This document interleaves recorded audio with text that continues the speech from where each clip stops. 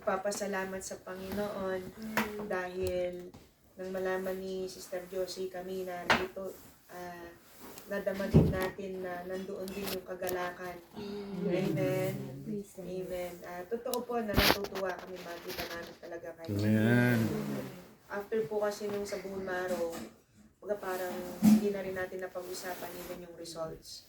Opo. Pero maigi na ating mapagbulayan ng salita ng Diyos ngayon, and this message is applicable for all. Sa mga naririnig natin sa mga balita ngayon, baga parang nakikita natin, nakakadalamhati na makita natin sa balita kung paano maraming mga sambahayan ngayon ang nagdurusa pagdating sa mga pagkawala ng kanilang mga anak, mga mahal sa buhay. Parang pinasimulan yan nung yung dalawang basketballista na nalunod po no? Sa mini basketball. Yes, opo. Simula nun, parang hanggang ngayon, umaalingaw-ngaw pa din yung, kumbaga, dito natin nakikita kung gaano kahalaga ang isang tahanan. How it affects the whole family kapag ang isang miyembro ng tahanan ay sabihin na natin na maalam, may nangyaring di maganda, at kamakailan lang, mayroon na namang mga patayang nangyari. Ngayon, parang ang target ang mga bata. Tama po. Baga, sa isang sambahayan, napakahalaga na makita mo ang tahanan mo na sama-sama kayo, ligtas kayong lahat. Yung makita mo na nagkakasama kayo sa isang bubong, masaya, totoo, isang regalo talaga yun. Tama po. Baga, wala nang ibang hihilingin pa ang isang magulang kundi makita niya ang kanyang buong sambahayan sa isang magandang kalagayan. Ligtas ang lahat, walang problema, walang sakit, malayo sa anumang kapahan. Yung, baga, sabihin na natin yung biyaya nandoon, hindi nagkukulang. Typically yan ang masayang sambahayan. Tama po. Pero, ngayon, gaya ng ating nasabi sa mga balita, there are many families that are devastated. Mapalad lang talaga na tayo ay nililigtas ng Panginoon. Amen. Amen.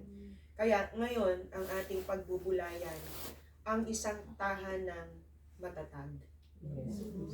Amen. Sabi sa Matthew 7, dito sa 24, kaya't ang bawat nakikinig at nagsasagawa ng mga salita kong ito ay matutulad sa isang matalino na nagtayo ng kanyang bahay sa ibabaw ng bato.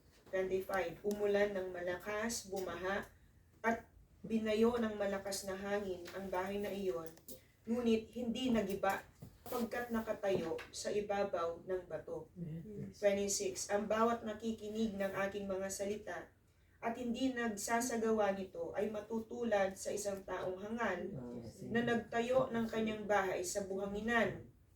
Umulan ng malakas, bumaha at binayo ng malakas na bahay, bumagsak ang bahay na iyon at lubusang nawasak.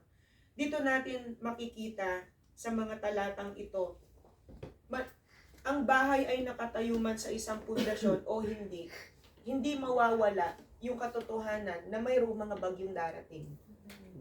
Tama po? Nakatayo man sa tubig yan, sa lupa, sa buhangin, sa patibayang bato. Ang mga kalamidad, bagyo, malakas na hangin, lindol, hindi natin yan maaalis. Karaniwang karanasan yan ng isang bahay. Ngayon, sa ating mga sambahayan, hindi lang literal na bagyo ang ating mga nararanasan. Tama po? Kung kamakailan lang, meron na namang lindol na nangyari.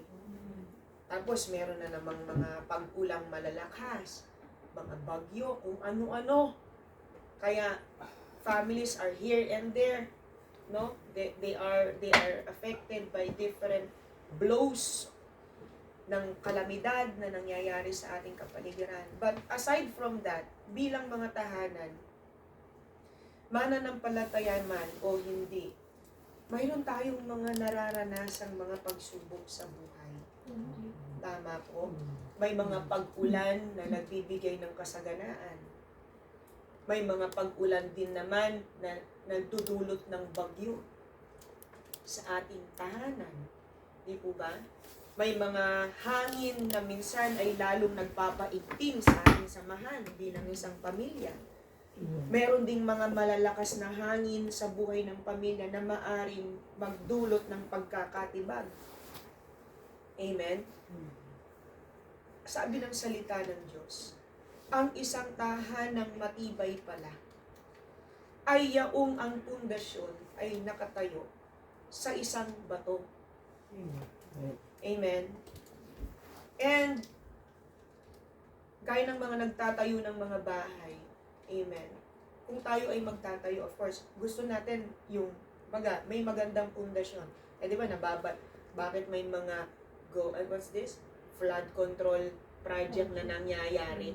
Hindi natatayo ang mga gusali sa mga matitibay na pundasyon. Literal, meron talagang nagtatayo sa mga buhangin lang. Kaya kapag sa bundok, bumaha, lumambot ang lupa, madaling bumagsak, nagla-landslide. Hindi lang yung bahay, yung nagigiba. Pati yung mga tao sa loob, tahanan sa loob ng bahay, minsan namamatay din. Amen?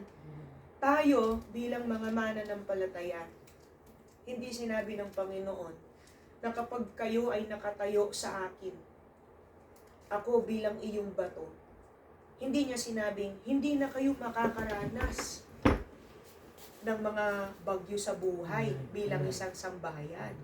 Hindi na kayo makakaranas ng mga lindol o anumang mga sabihin na natin malalakas na hangin. Hindi pinangako ng Panginoon yun.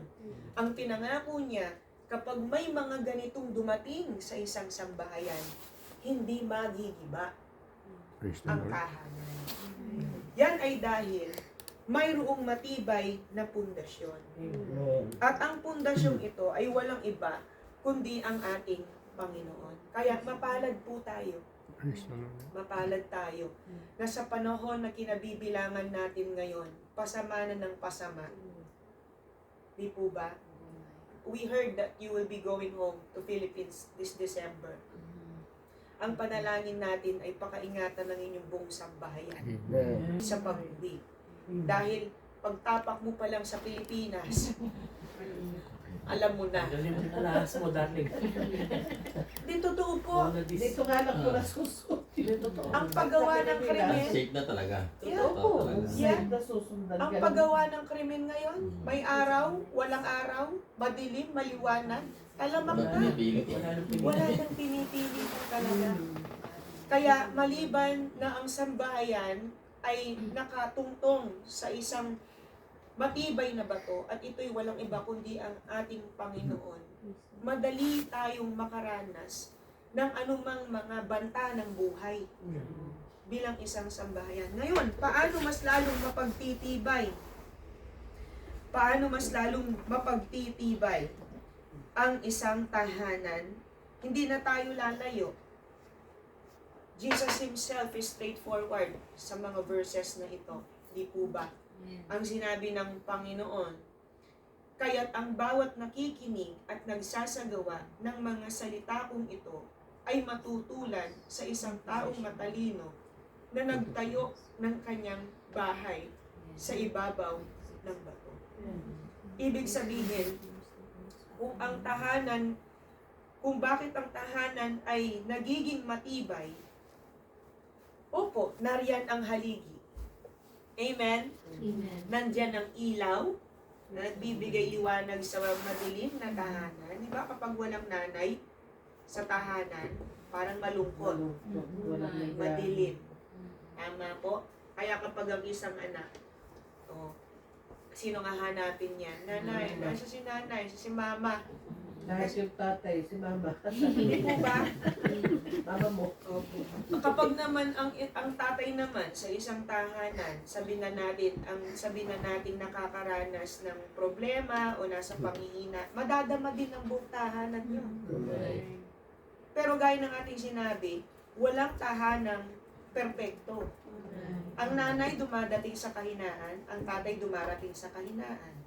Ang kagandahan na tayo ay nakatayo sa tuntungang bato at walang iba kundi ang Panginoon, sa panahon na mahina ang mga magulang, mayroong magpapalakas. Amen. At ito'y walang iba, kundi ang Panginoon. Amen. Kaya paano lalong higit na tumitibay ang isang sambahayan kapag mayroong salita ng Diyos. Amen. Kanina, habang kami po'y naghihintay sa inyo, sabi ko nga, habang tayo naghihintay, mag-homiletics muna tayo dito, mag-aralan tayo.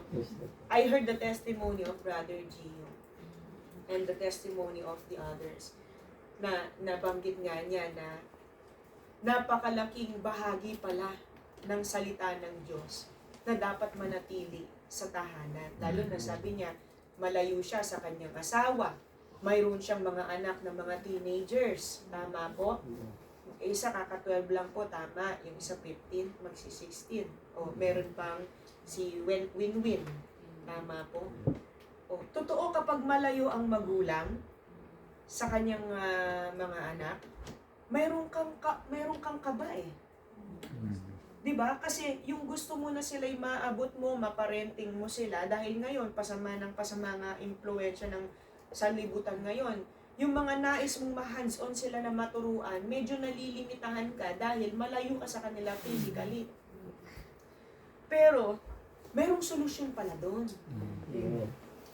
Ang solusyon para ang isang sambahayan matibay kahit physically they're not together. Ang salita ng Diyos ang siyang magpapatibay. Amen. Lalo na pag magkakasama tayo sa isang tahanan. Mapalad tayo na nauna tayo sa kanila, nakasama natin ang ating mga pamilya. By the grace of God naman, amen. Brother Gio, makuha mo na rin ang iyong Amen. Amen. Pero nakakamanghang marinig na ang nais ng isang magulang o ng mga magulang sa isang tahanan ay hindi mawala ang salita ng Diyos. Una. Dahil ang salita ng Diyos, napakalaking ambag ng salita ng Diyos sa tahanan. O halimbawa, kapag may tampuhan ang mag-asawa, di ba ang salita ng Diyos, ang takbuhan natin, hanapin mo, Sister Josie, mahilig magbasa at mag-post ng mga scripture yan. Amen. O si Brother Feding, mahilig makinig din ng mga pangangaral yan. Amen. O di ba? Takbuhan natin ang salita ng Diyos. O halimbawa, ang mga anak natin nangangailangan ng payo. Hindi ba mayroon tayong nakukote ng mga salita ng Diyos? Ng mga Bible verses? Ayun nga po, yun sinishare ko sa mga anak ko sa Pilipinas. Amen. Napakalaking bagay po nun. Lalo na magkakapatid, sabi ko nagmamahalan din nagkakaanuhan. Amen. Pinagbubukong, pinagbiligtis. That's true. That's Kasi true. mag-asawa, ganun eh, pagka malayo kami, papastulan mo din na. Amen. Totoo po yan. Lalo may pamilya, siyempre, mga bago pa nagpapamilya, ay madadagdagan na naman kami ng apo. Ay Praise na God. talagang gagabay yun. Amen. Kaya, bukod sa pangangaral ng mga magulang, malaking bagay, mayroong pangangaral ng salita ng Diyos. Kasi, sa totoo lang, ang salita ng Diyos, pag binigkas mo yan ng may pananampalataya, Amen. may kapangyarihan yan. Amen. Kahit feeling mo ang anak mo di nakikinig. Kasi makapangyarihan ang salita eh. Yung kahit feeling mo parang wala namang epekto. Yun ang alam mo, pero sa totoo, may epekto yun. May power ang salita ng Diyos. Kaya kahit halimbawa malayo ka sa yung mga anak, kapag sila nasa panahon sila ng pag-iisa, makapag-isip-isip sila, ay sabi ni mama, sabi ni papa, sabi ni tatay, ganito. Kahit hindi mo sila physically nababantayan, meron silang maaalala sa mga naihasik sa kanila. Kaya yan ang kagandahan na ang mga magulang, ang mga anak, ay nabababad sa salita. Mas lalong napagtitibay kapag ang salita na naipapangaral sa loob ng tahanan ay naipapamuhay. Kumbaga nasusundan, nasusunod. Kasi sabi dito sa talatang ito, umulan, sabi sa 25, umulan ng malakas, bumaha at binayo ng malakas na hangin ang bahay na iyon, ngunit hindi nagiba. Praise the Lord. Hindi nagiba. Amen? Bakit hindi nagiba? Sapagkat nakatayo sa ibabaw ng bato. Amen. Amen. At nagpapasalamat tayo sa Panginoon, wala nang ibang matibay pa na patibayang bato kung hindi ang Panginoon. Amen. Tayo lahat tatanungin natin ng isa't isa. Kung wala ang Panginoon sa bawat tahanan, buo pa kaya tayo ng mga sambahayan? Wala. Ito na yun. Diba? O halimbawa, kami ni Elder Vince, bilang mag-asawa, hindi mo naman naalis yung may pagtatampuhan. Diba? Pero uuwi at uuwi din kayo sa salita ng Diyos. Amen. Baga, ang salita ng Diyos din ang maggugulo sa inyo, magpapaalala sa inyo na, uy, parang pareho kayo sa Panginoon eh. Diba? Sa Panginoon kayo pareho. Uuwi at uuwi kayo sa salita ng Diyos. Kumbaga, mayroon kayong pag-uugatan. O, diba? Sa salita ng Diyos, natututunan natin dyan ang pag-ibig, ang pagpapatawad, ang ang kapayapaan, ang pagpapahinuhod, ang pangunawa, ang kalooban ng Diyos. Marami tayong matututunan sa salita ng Diyos. Kaya ang salita ng Diyos, kumpleto Ricardo yan eh. Simula sa bata, hanggang sa nagkakaroon ng kamalayan, hanggang sa tumanda. Dito sa Biblia, kumpleto ito. Bawat lifespan, bawat milestone ng tao, meron laging payo ang salita ng Diyos. O halimbawa, sa mga kabataan, paano maiingatan ang kabataan? Sa pamamagitan ng paglakad sa salita ng Panginoon. O halimbawa, sa panahon na ikaw'y parang nasa madilim kang panahon ng iyong buhay. Di ba? Ang sabi ng salita ng Diyos, ang salita mo'y ang aking ilawan. Napakalaking ambag ng salita ng Diyos. At ang salita ng Diyos, dito nahahayag ang kalooban ng Diyos. Dito nahahayag si Kristo. Kaya itong ginagawa natin ngayon, baga parang mas lalo nating pinagtitibay ngayon yung samahan bilang isang sambahayan. Bakit? Kasi pinapatagan mo pa ng salita eh. Amen. Amen? Kaya maganda pala na sa isang tahanan, hindi mawala ang salita ng Diyos. Amen. Amen. Hindi mawala ang salita ng Diyos. Hindi lang natin marinig, pero mapagsikapan natin maisapamuhay. Kasi sa panahon na may dumating na mga kalamidad sa isang tahanan, pagsubok, mayroon kang paghuhugutan ng salita ng Diyos. Amen. Mayroon kang tatayuan na salita ng Diyos. Purihin ang ating Panginoon. Kaya, mga kapatid, ang isang tahanang nakatayo sa matibay na bato, hindi na natin papakahabaan pa dahil wala na akong maidadagdag pa dito. Sa mga talatang ito, napakaliwanag, hindi po ba? Oh. Sabi dito sa 25, dahil tayo ay nakatayo sa ibabaw ng bato, amen, makakaasa tayo, hindi tayo magigiba. Amen. Ngayon, gaya ng nabanggit natin kanina, mayroong mga iba't ibang pag-ulan sa tahanan. Amen? Sometimes we have to, not sometimes, but most of the time, we have to discern what kind of rain is it. Anong klaseng ulan itong dumarating sa tahanan ito? Anong klaseng bagyo ang dumarating sa tahanan ito? Sabi ko nga, mayroong mga pag-ulan nakakabuti, mayroong mga pag-ulan na talagang hindi nakakabuti. Amen. Kaya, mahalaga na habang pinahihintulutan natin, kasi we are very vulnerable as a family, we're so vulnerable. Mantakin mo ngayon, masaya kayo, bukas, ano na naman ang darating. Diba? Okay pa lang kayo ngayon, ano na naman ang problemang naririnig mo, ano na naman, hindi mo na talaga, we don't have any control of what's happening outside. We do not have control. What we only have control is what is inside. What is inside the home. And what is inside the home should be our Lord Jesus Christ. Amen. Ang Panginoon pala, ang unang-una na dapat na nasa loob, nasa pundasyon ng tahanan. Amen. Purihin ang ating Panginoon. Kaya, maliban na ang Diyos ay itayo niya ang isang tahanan, mawawasak ito. Hindi lahat ng nagtatayo ay nananatiling matibay. Nananatili lang matibay kung ito'y pahintulutan ng Diyos. Amen.